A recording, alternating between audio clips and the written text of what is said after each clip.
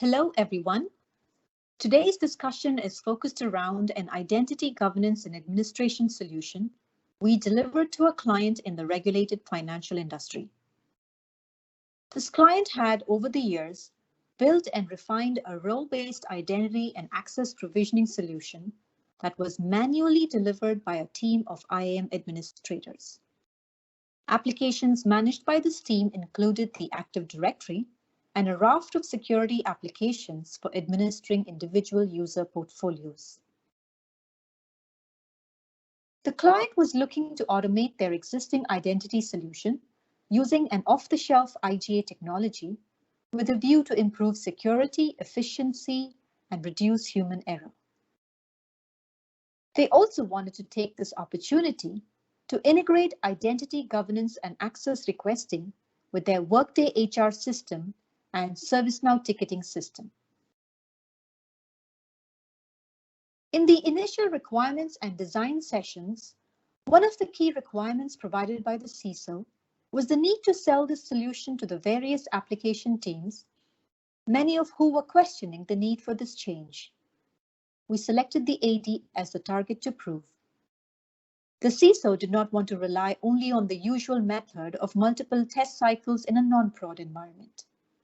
The organization did not have a good development AD domain that accurately reflected all the policies and user types found in production. To meet this fairly unusual requirement, the PRI team built a shadow AD solution that included a connector and workflow that performed a manual ServiceNow ticket-based approval prior to every identity request sent to the AD.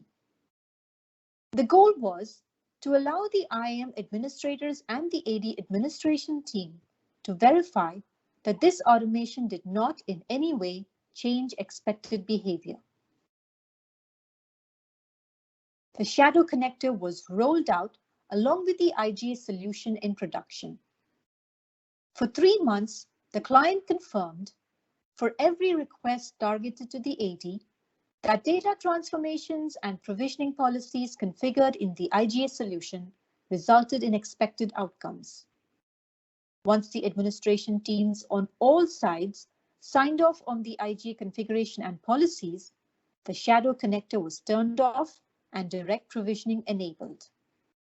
With confidence established for the AD, we could now target additional endpoints, including ServiceNow and a few downstream applications.